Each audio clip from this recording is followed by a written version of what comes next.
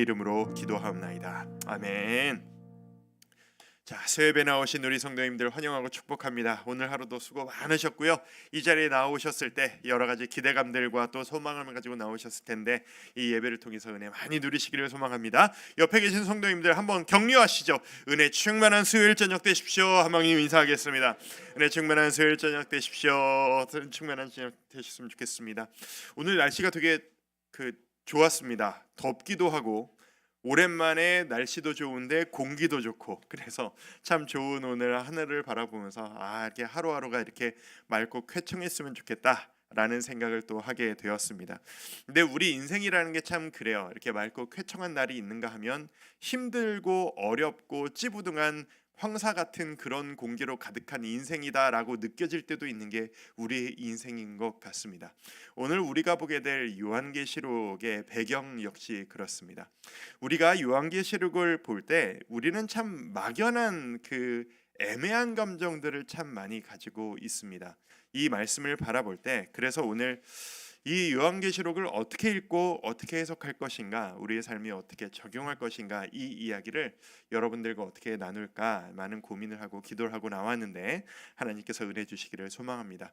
생각해보면 우리가 1년 동안 큰 그림을 따라서라고 하는 소제목을 가지고 창세기 1장부터 지금까지 성경을 훑어왔습니다. 주일 예배는 점프하면서 깊게 파는 그런 성경 묵상하는 그 시각으로 우리가 말씀을 바라보고 있고, 매일 주와 함께는 통해서는 이제 좀 이렇게 퉁퉁퉁퉁 뛰는 느낌으로 매일매일 얕게 보고 있으며, 이 매일 주와 함께 큰 그림을 따라서 수요 예배를 통해서 넓고 얕게 쫙 훑어나가는 시각을 우리가 지금까지 보아왔습니다. 그리고 오늘은 그 마지막인 요한계시록입니다. 참 긴 여정을 함께 오셨어요. 수고 참 많이 하셨고요. 저는 설교자로서 확신하건대 제가 설교하는 입장에서 모든 성경을 훑었다라는 이야기지 여러분 입장에서 모든 이야기가 머릿속에 정리된 것이라고 생각하지는 않겠습니다. 매일매일 우리에게 말씀은 새롭고 들어도 날로 새로운, 설교하는 입장에서도 마찬가지니까요. 날로 새롭게 다가오는 것이 이 하나님의 우리의 말씀인데, 어떤 의미에서 좀 책거리하는 마음으로 이 요한계시록 마지막 권을 우리가 함께 훑어본다는 것이 큰 의미가 있지 않은가 생각합니다. 이 시리즈가 끝나면 다음 주부터는 무엇을 할 것인가를 가지고 우리 목사님들과 함께 논의를 계속 좀 하는 중에 있습니다. 현재까지는 좀 이런 계획을 가지고 있어요. 책을 하나를 선정을 좀 해서 우리 성도님들이 좀 읽으시면 좋을 만한 좋은 주제를 가지고 있는 책을 선정을 해서 그 내용에 그 책에 매이지 않고 그 주제에 따라서 목사님들의 새로운 묵상을 가지고 여러분들과 나누면 좀 실제적인 주제 전달이 좀 될 수 있지 않을까라는 고민으로 책을 몇 가지 후보를 놓고 좀 선정하는 과정 가운데 있습니다. 기대감을 가지고 참여해 주시면 좋을 것 같습니다. 자, 오늘은 어쨌든 요한계시록입니다. 오늘 요한계시록을 시작하면서 우리 성도님들께 질문을 하나 드리고 시작하고 싶습니다. 요한계시록 하면은 성도님들 어떤 이미지가 제일 먼저 떠오르세요? 요한계시록 어떤 이미지? 좀 이단이라는 게 제일 먼저 뛰어나왔습니다. 우리의 현실이에요. 또 말세에 대한 이야기, 미래에 대한 막연한 이야기. 요한계시록 하면 따뜻하고 행복하고 이런 이미지가 떠오르세요? 좀 비참하고 어지럽고 복잡하고 이런 이미지가 떠오르세요? 대부분 후자일 거예요. 요한계시록을 읽으면 끊임없이 등장하는 무슨 심판, 무슨 뿔 달린 무슨 동물들이 바다에서 기어 올라오고 이런 이미지들을 보면서 뭔가 기괴하고 뭔가 어렵고, 그리고 요즘 많이들 언급되어지는 수많은 그 이단들을 보면 이 요한계시록을 얼마나 많이 자기들 마음대로 해석을 하는지, 그래서 요한계시록에 대해 이야기한다는 것이 어느 정도는 좀 꺼리낌도 있고 좀 약간 좀 어려워하는 그런 본문이 바로 이 요한계시록이 아닌가라는 생각이 듭니다.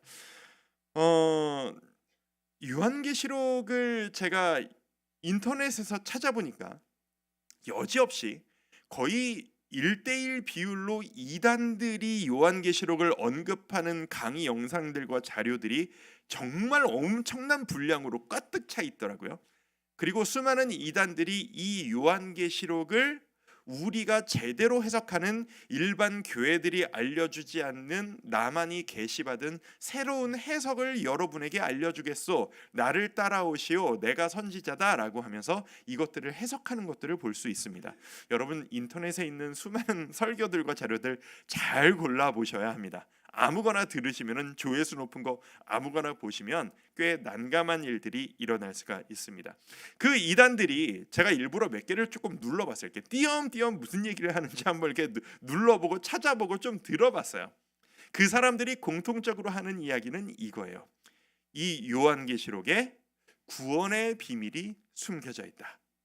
지금부터 하나님께서 나에게 직통계시로 알려준 요한계시록에 숨겨져 있는 이 14만 4천 명, 이 구원받는 특별한 숫자에 들어갈 수 있는 비밀을 알려줄 테니 나를 따라오라. 요한계시록은 과연 그런 책인가? 진짜인가? 그 이야기를 지금부터 한번 해보려고 합니다. 자, 사도 요한이 이 요한계시록을 썼습니다. 성경에 보면 몇 명의 요한들이 등장하는데 이 저자는 예수님의 제자 요한이었습니다. 예수님의 제자 요한이 여러분 그거 아세요? 예수님의 12제자들 사도들이 요한 빼고 나머지 11명은 모두 순교를 당합니다. 예수 그리스도를 전하고 저 험한 땅에서 선교지로 나아가서 금지된 곳에서 말씀을 전하다가 끔찍한 모습으로 모두 다 순교하는 그 마무리를 하게 되고, 요한만이 순교당하지 않고 이 반모섬으로 유배되어져서 인생의 말년을 보내게 됩니다. 그리고 성경을 보면 바로 그곳에서 예수님께서 요한을 찾아오셔서 이 요한에게 네가 이 말을 전해라 라고 나에게 예수님이 말씀하셨다 라는 그 계시로서 받은 이야기를 이 요한계시록이라고 이 요한이 직접 기록하고 있습니다. 제가 이 요한계시록을 짚고 들어가면서 가장 먼저 전제하고 싶은 게 바로 이겁니다. 이 요한계시록의 주인공이 누구냐라고 하는 거예요. 요한계시록의 주인공은 누구냐? 철저하게 예수 그리스도십니다. 제가 적어드렸는데 계시록 1장 1절을 보시면 뭐라고 시작하냐 하면 예수 그리스도의 계시라라고 시작합니다. 이 모든 이야기들은 요한에게 예수님께서 직접 해주신 이야기고, 이 요한계시록이 어떻게 끝나냐 하면은 내가 진실로, 예수님 스스로를 말씀하시는 거예요. 내가 진실로 속히 오리라 하시거늘 아멘 주 예수여 오시옵소서 라는 내용으로 이 계시록이 완결되어집니다. 그리고 이 이야기를 보면 이 앞도 시작도 예수님이고 마무리도 예수님인 걸 보면 우리는 알게 됩니다. 처음부터 끝까지 이 모든 이야기의 주인공은 예수님이다 라고요. 사람이 주인공이 될 수 없습니다. 이 이야기를 해석하는 누군가가 주인공이 될 수 없습니다. 철저하게 예수님만이 드러나야 하고, 예수님 외에 사람이 드러나면 이 요한계시록을 바라보는 잘못된 해석이 될 것입니다.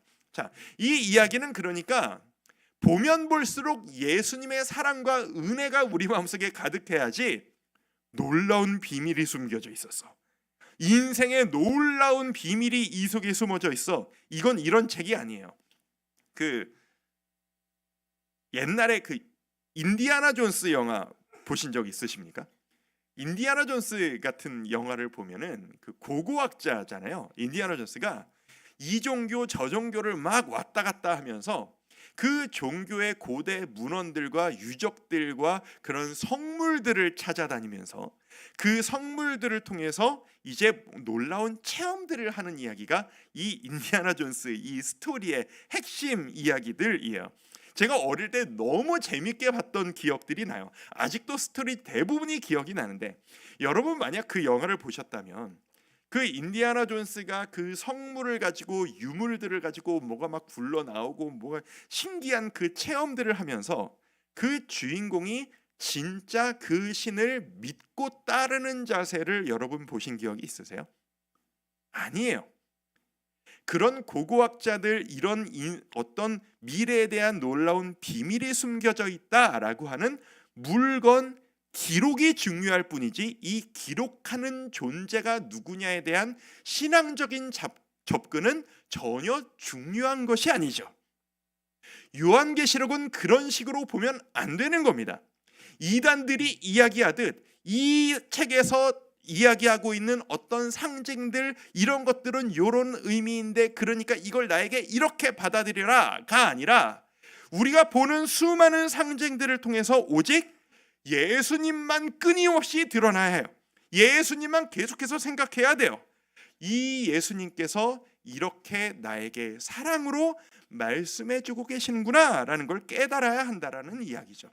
아니, 이 이야기가 어떻게 사랑의 이야기가 되느냐, 이 이야기가 어떻게 예수님을 떠올릴 수 있느냐라고 의심이 되신다면 장르적인 특징을 우리가 오해하고 있기 때문에, 역사서를 보듯 소설을 보듯 이 요한계시록을 보기 때문에 우리에게 그런 혼동이 일어나는 겁니다. 자, 요한계시록은 독특한 장르적 특징을 동시에 세 가지를 가지고 있습니다. 오늘 좀 제가 하고 싶은 얘기가 정말 많은데 시간을 길게 하지 않기 위해서 막 뛰어넘으면서 진행할 거고, 이제 팩트 위주로 딱 정리할 거예요. 잘 따라와 주세요.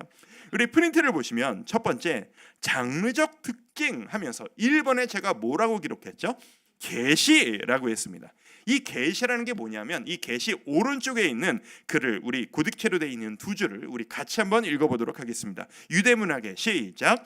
유대문학의 종류, 상징적 환상을 통해 뜻을 드러냄, 어렵거나 비밀스런 글이 아님, 단 기록 당시의 문화적 상징과 해석 방법을 따라 해석해야 함. 자, 이게 무슨 얘기냐면, 이 이야기를 지금부터 한번 설명을 드리도록 할게요.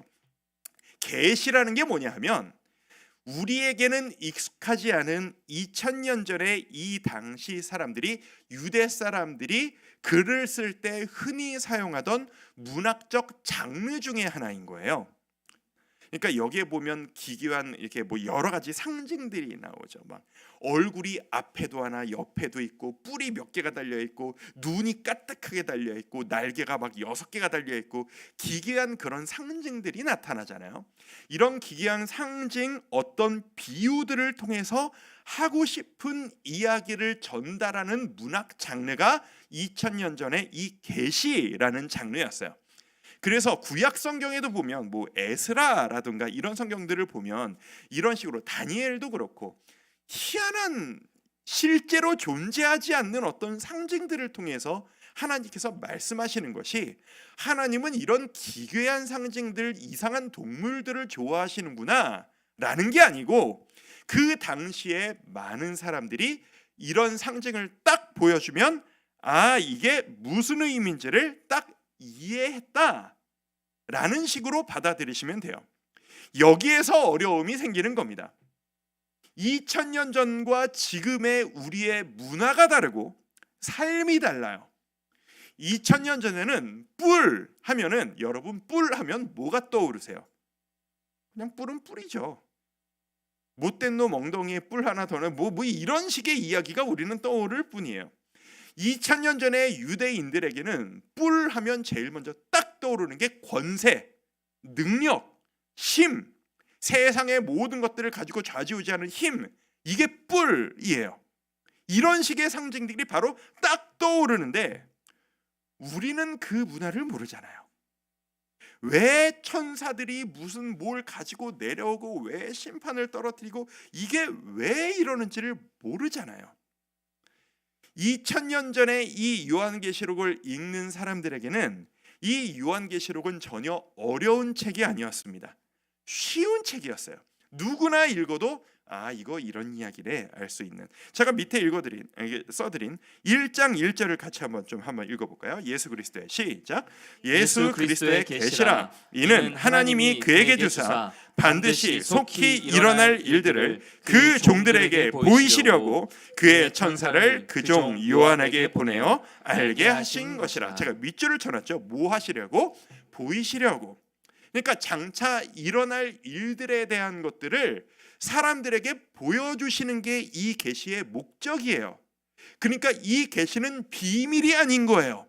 특별한 계시를 받은 사람만 이걸 해석할 수 있다라는 이야기가 아니라는 겁니다. 제가 상징으로 한번 이야기를 만들어서 여러분들한테 한번 해볼게요. 그냥 이런 이야기를 한다고, 글을 보신다고 생각을 해보시죠. 아침에 일어나자마자 나는 내 옆에 있는 물건을 집어 내 손바닥 위에 화면들을 터치해가며 숫자들을 확인했다. 오늘도 모든 숫자들이 파란색이로구나. 나는 탄성을 질렀다. 이 숫자들이 언제 빨간색이 될 것인가? 파란색이 좋은 거예요? 빨간색이 좋은 거 맞죠? 모른다는 게 확실하죠? 언제 빨간색이 될 것인가? 나는 오늘도 한숨을 쉬며 하루를 시작했다. 판교 신혼부부의 꿈은 나에게는 뭔 일이 되는 것인가? 나는 언제 저 판교거리를 목에 목걸이를 차고 점심시간마다 아메리카노를 들으며 저 길거리를 걸어 다닐 수 있을 것인가? 나는 오늘도 그 꿈을 꾼다. 무슨 말인지 대부분 알아들으셨죠? 무슨 의미인지 아시겠죠? 이 이야기를 딴 글을 그대로 텍스트를 딴 나라 사람들이 읽는다면 이게 무슨 이야기인지를 알까요? 텍스트의 의미는 이해할 거예요. 근데 판교라는 의미의 뉘앙스가 뭔지, 목걸이를 차고 아메리카노를 들고 점심시간에 돌아다닌다는 의미가 뭔지, 판교 신혼부부라 요즘 그런 말이 유행한다고 해서 한번 써봤어요. 그게 의미하는 바가 뭔지 이 시대를 사는 우리는 알지만 딴 나라 사람들은 모르는 거예요. 시간이 지나서 10년, 20년 후에 이 글을 보면 이게 도대체 무슨 소리지? 할 거예요. 2000년 전에 이 글이 우리에게 기괴하게 보이는 것이 바로 그런 식의 해석의 문제인 겁니다. 유대인들에게 이 글을 받은 7 교회에게는 전혀 이상한 내용도 아니었으며 편안한 내용이었고 너무 쉽게 비유로 설명해주는 도전의 이야기, 위로의 이야기였다라는 것을 우리는 이해할 수 있어야 합니다. 그래서 이 요한계시록을 이해할 때 나는 요한계시록이 이해되지 않아서 작정하고 기도하며 요한계시록을 혼자 100번을 읽으며 기도했더니 하나님께서 나에게 영성을 주셔서 지혜를 주셔서 갑자기 요한계시록이 이해되었다라는 일은 없습니다. 그건 이상한 이단이에요. 요한계시록을 이해하려면 당시의 문화상을 알아야 하고 문학 기법을 알아야 하고 당시의 사람들이 쓰는 기법을 알아야 돼요. 그래서 도움이 필요합니다. 그래서 제가 오늘 성경 이야기를 바로 안 하고 주제 이야기를 여러분에게 말씀드리는 것이 바로 그런 이유가 되겠습니다. 자, 첫 번째, 이 문학적 장르의 특징이 뭐다? 계시였다. 두 번째 장르적 특성이 있어요. 그게 뭐냐 하면 예언이다라고 하는 겁니다. 예언 옆에 이게 고딕글씨 같이 한번 읽어봅니다. 미래에 대한 시작. 미래에 대한 이야기를 하며 지금 해야 할 반응을 일으킴. 구약의 예언과 일맥상통함. 예언은 구약에도 예언서가 있고 신약에도 예언서가 있습니다. 그러니까 모든 예언이라는 것은 뭐냐 하면 하나님께서 우리에게 너 나중에 이런 일이 생길 거야. 너 그런 식으로 계속 살다가 넌 이런 꼴을 당하게 될 거야. 다 끝이 아닌 거예요. 미래에 이런 일이 일어날 수 있으니 그런 일을 겪지 않으려면 지금 이런 반응을 보여라. 혹은 나중에 이런 일이 일어나고 말 것이고 그게 내 뜻이니 지금부터 네가 마음으로 이런 것을 준비해라 라고 하는 미래의 이야기를 하지만 지금 나의 반응이 너무나도 중요한 그것이 목적인 글이 바로 예언이에요. 그래서 1장 3절 적어드린 말씀을 보면 제가 한번 읽어드릴게요. 이 예언의 말씀을 읽는 자와 듣는 자와 그 가운데 기록한 것을 지키는 자는 복이 있나니. 자, 포인트가 뭐예요? 너 이거를 읽고 듣고 지켜라 라고 하는데 방점이 있는 거예요. 내가 미래에 일어날 일을 너에게 알려줄 테니 이 말씀을 통해 너에게 알려주는 바를 지금부터 지키며 살아라. 그러면 너에게 복이 있을 것이다. 이게 예언의 목적이다 라고 하는 거죠. 요한계시록은 미래에 일어날 종말의 때를 예측하는 암호문이 아니에요. 지금 2023년 4월을 살아가고 있는 이 문영동에 있는 나 한 사람이 이 시간 어떤 마음으로 오늘 하루를 살아가야 하는가에 대한 도전을 주시는 글이에요. 그것은 일곱 교회에도 마찬가지고 지금 우리에게도 동일한 겁니다. 그리고 이 예언서를 통해서 우리에게 말씀해 주시는 이 구원의 메시지들은 구약에서부터 이어지는 모든 성경과 일맥상통한 이야기예요. 일부 이단들이 이야기하듯 이 계시록에 구원의 비밀이 들어있다. 글쎄요, 구원의 비밀이 요한계시록에 들어있나요? 우리는 그렇게 믿으면 안 됩니다. 우리의 구원의 비밀은 복음에 있죠. 우리가 구원받는 비밀이 왜 요한계시록에 들어있습니까? 우리는 예수 그리스도의 십자가로 인해 구원을 받았는데요, 그 보혈의 공로를 힘입어서 우리는 새로운 사람을 입었는데요, 요한계시록은 그 복음으로 충분하지 않아 어떤 비밀이 더 들어있는 이야기가 아니라, 좀 이따 이야기하겠지만 네가 알고 있는 그 복음을 끝까지 타협하지 말고 지키며 살아가는 것이 너에게 복이다 라고 하는 권면과 격려의 메시지예요. 그래서 요한계시록에만 있는 특별한 메시지 비밀이 절대 있지 않다. 요한계시록을 보면서 어렵고 다른 이야기처럼 느껴지는 것은 문학적 장르가 달라서 특이하게 보이는 거지, 메시지 자체는 창세기부터 요한계시록까지 한 메시지로서 동일하다. 반드시 우리가 기억해야 될 일입니다. 동시에 세 번째로 문학적 특징, 편지라는 겁니다. 미래에 일어날 일에 대한 오늘날 우리에게도 적용되어지는 계시이자 예언의 말씀이기도 하지만, 그 당시에 소아시아에 있는 일곱 교회들, 여러분 잘 아시잖아요. 그 교회들을 향한 실제적인 권면이기도 했습니다. 1장 11절 같이 한번 읽어볼까요? 자, 이르되 시작. 이르되 내가 보는 것을 두루마리에 써서 에베소, 서머나, 버가모, 두아디라, 사데, 빌라델비아, 라오디게아 등 일곱 교회에 보내라 하시기로.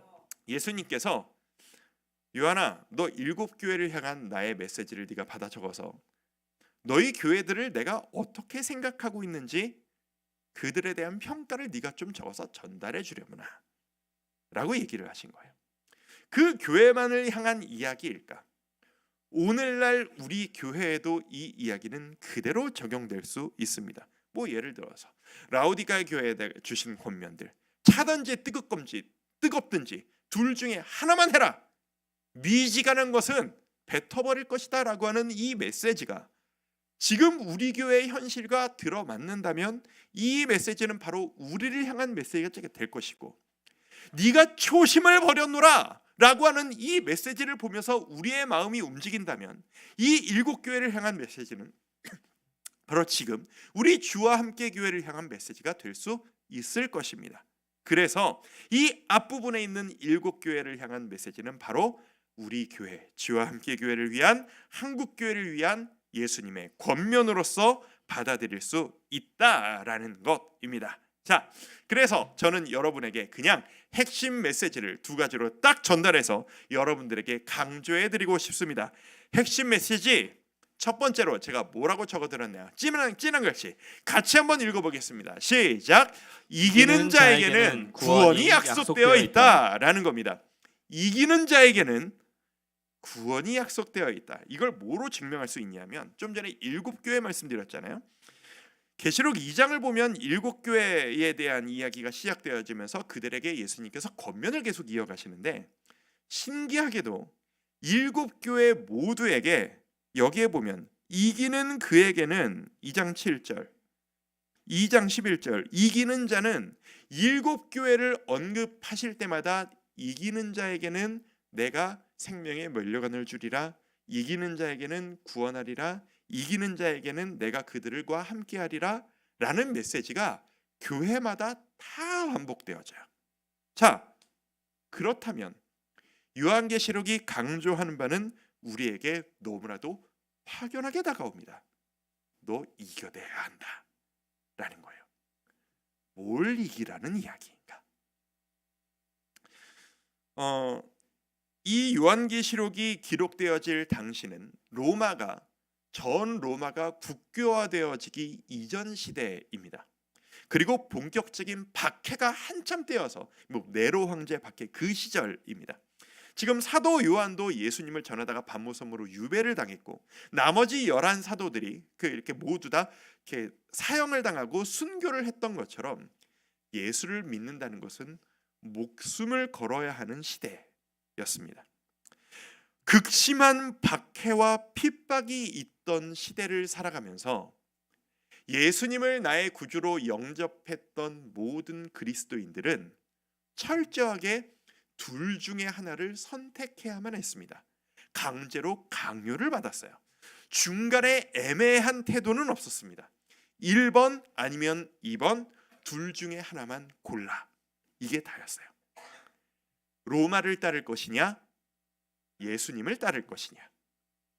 로마를 따른다라는 것은 예수님을 포기하고 버리겠다라는 것을 의미했고, 로마를 따르지 않는다라는 것은 네 목숨을 포기해야 한다라는 것을 의미했습니다.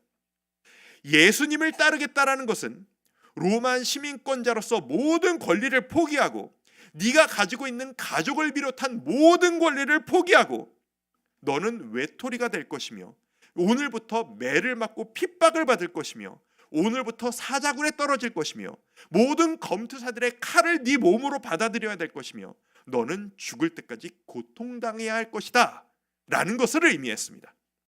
중간은 없는 거예요. 믿고 죽던가 부인하고 살던가. 우리의 이야기라면 여러분들은 어떻게 반응하시겠습니까? 요한계시록은 그 선택을 앞에 두고 덜덜덜 떨고 있는 그리스도인들을 향한 권면이자 위로의 메시지입니다. 얘들아, 두려우냐? 아프냐? 힘드냐? 그렇게까지 해야 되는 게 맞나? 라고 자꾸 타협하고 싶으냐? 나는 너희가 끝까지 포기하지 않고 이겨냈으면 좋겠구나 라고 말이죠. 내 옆에 있는 사람들이 같이 예배하던 사람이 그 다음 날 예배하러 오니까 잡혀서 사자의 밥이 되었다라는 소식을 들으면서 예배하는 자들의 예배 분위기는 어떤 것이었을까요? 잘 예배하다가 갑자기 칼 든 사람들이 우리 중에 뛰어들어와서 단체를 우리를 잡고 들어가서 로마의 그 검투사장에 집어넣으면서 칼을 맞기까지 찬양하면서 기도하고 있는 그들의 예배하는 심정은 어떤 것이었을까요? 요한계시록은 바로 그 사람들을 향한 메시지입니다. 고통스럽지, 포기하고 싶지, 이겨내거라. 고통은 잠시다. 이렇게 네가 죽는다 할지라도, 인생이 이게 뭐냐라고 생각된다 할지라도 이게 끝이 아니란다. 이게 끝나고 난 이후에 너에게 새로운, 지금까지 경험해보지 못한 새로운 지경이 너에게 시작되어질 거야. 내가 이 땅에 다시 와서 너희를 핍박하고 너희를 재판하는 모든 자들에게 새로운 재판, 심판을 시작할 거야 라고 하는 이야기가 바로 이 요한계시록이라는 이야기죠. 여러분, 그러니까 이 요한계시록의 모든 권면은 궁극적으로 나를 선택하기 위해 너의 목숨을 걸어라 라는 이야기예요. 이게 두 번째 이야기로 연결됩니다. 최후의 심판. 제가 뭐라고 적어드렸냐면 예수 그리스도, 곧 요한계시록의 어린 양이라고 자꾸 이야기가 나와요. 그 어린 양께서 이 최후의 심판의 주체가 되실 것이라는 거예요. 지금까지 너희가 예수 믿는다는 것 때문에 계속해서 너희가 심판대에 올라가고 거기에서 도망 다니고 있지만 새로운 심판이 이루어지기 시작하는데, 지금 너희를 심판하는 자들은 저 로마 군인들이고 권세자들이지만 예수님께서 어린 양이 이 세상에 다시 오셔서 모든 자들을 평등하게 놓고 새로운 심판을 하시는데, 그 심판은 우리 믿는 자, 우리가 요한계시록을 착각하죠. 최후 심판을 착각합니다. 믿는 자들을 쫙 도열해 놓고 너 전도 몇 명 했어? 너 성경 몇 번 읽었어? 너 말씀대로 살았어 못 살았어? 너 못 살았으니까 전도 못했으니까 너는 지옥. 이게 최후의 심판이 아니에요, 여러분.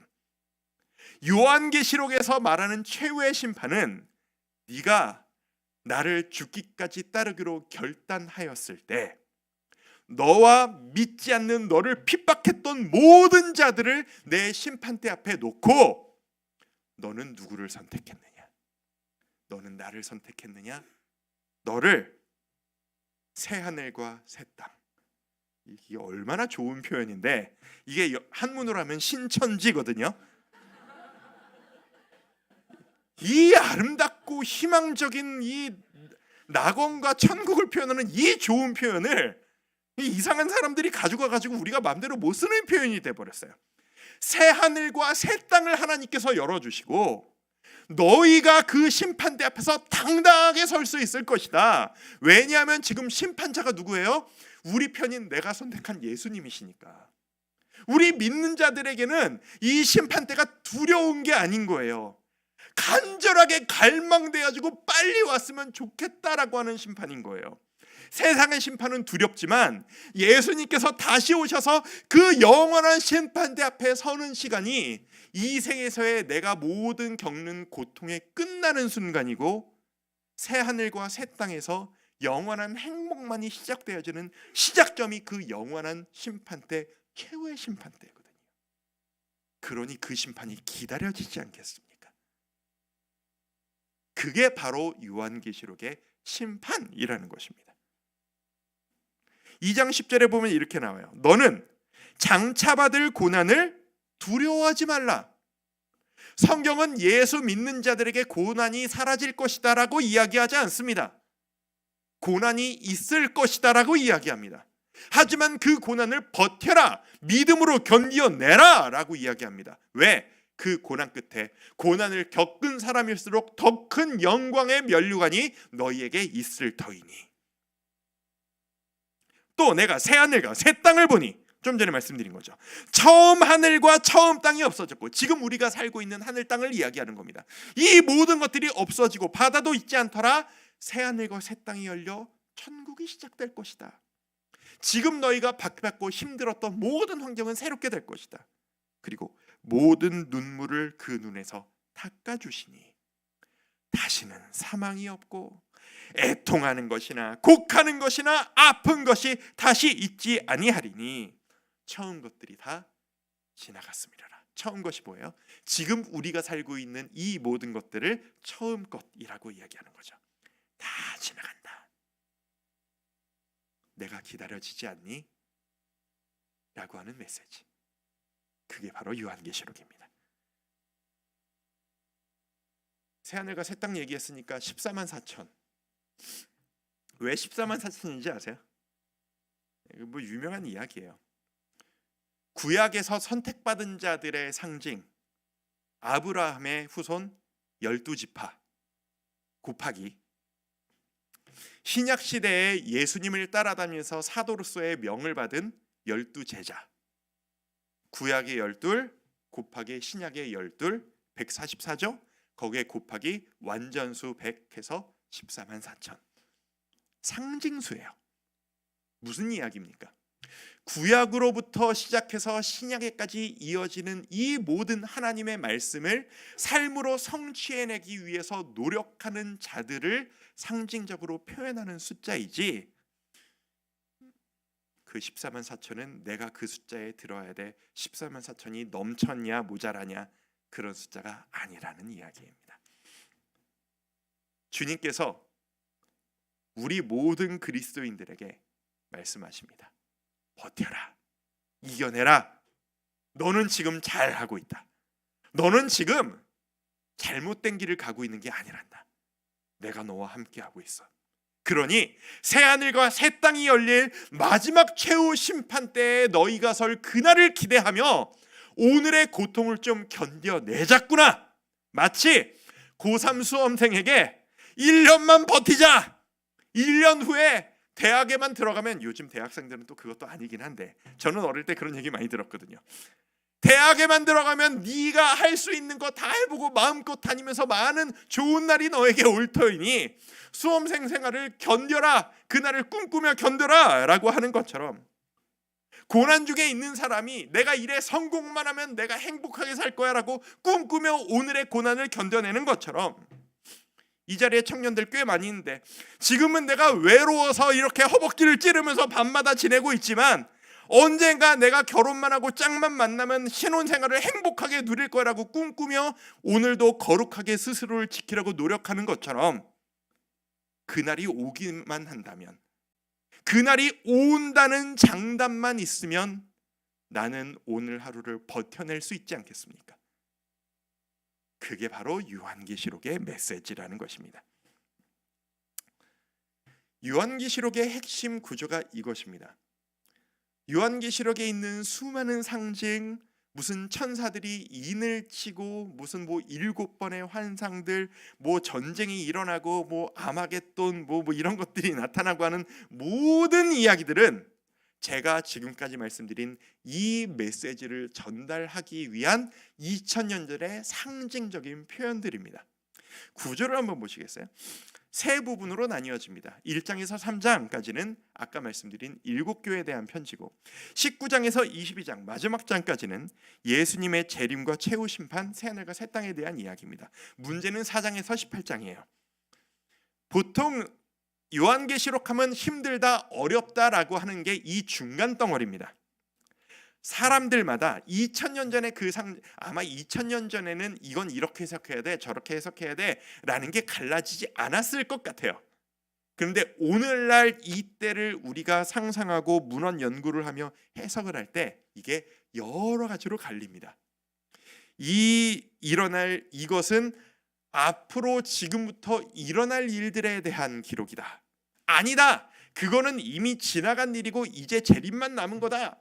아니다, 재림하시면 그때부터 이 일이 일어나는 거다. 그래서 전천년설, 후천년설, 역사적 전천년설 이런 얘기 들어보셨어요? 여러 가지 해석들이 있어요. 사람마다 해석이 다 달라요. 그런데 이 중간 덩어리는 해석이 다양하겠으나 그 해석의 차이가 그래서 지금 내가 어떻게 살라고 말씀해 주시는 건데 라는 결론에서는 모두가 하나로 통일되어집니다. 중간의 해석은 약간 달라도 괜찮은 거예요. 오늘 나는 믿음을 타협하지 않고 고난을 이겨내고 주님 다시 오실 때까지 나는 이 길을 가겠습니다. 그 날을 기다리며 마라나타, 아멘 주 예수여 오시옵소서. 주님 다시 오실 날을 기다리며 나는 오늘을 주님 바라보며 승리하고 나 스스로를 거룩하게 지켜나가겠사오니 주님 저에게 힘을 주시옵소서. 이게 요한계시록을 바라보는 오늘날 우리의 적용이어야만 할 것입니다. 마라나타, 아람어예요. 이제 신약 당시에 많은 사람들이 쓴 아람어. 마라나타, 저기 밑줄째 있는 아멘 주 예수여 오시옵소서가 아람어로 마라나타입니다. 22장 20절 말씀 같이 한번 읽어볼까요? 이것들을 시작. 이것들을 증언하신 이가 이르시되 내가 진실로 속히 오리라 하시거늘 아멘 주 예수여 오시옵소서. 지금 눈물이 나도록 고통스러워도 맞는 것인가 의심이 들어도 나는 살아가는 존재의 목적이 있는가, 누가 나를 사랑해주고 나는 왜 이 고통을 겪어야만 하는가 의심이 들어도 마라나타, 아멘 주 예수여 오시옵소서. 마치 요한계시록 중간 덩어리가 해석을 이렇게도 할 수 있고 저렇게도 할 수 있는 것처럼 내 인생을 내가 어떻게 해석해야 할지 나는 혼돈 가운데 있으나 내가 뭘 해야 하는지는 너무나도 명확하니 주여 주님 오실 때까지 나는 굳건하게 이 길을 나아가겠습니다. 그러니 주님 소원입니다. 그만 힘들고 싶어요. 아멘 주 예수여 빨리 좀 오세요. 오늘날 우리에게 그대로 적용하기는 약간 문제적으로 무리가 좀 있으실 거예요.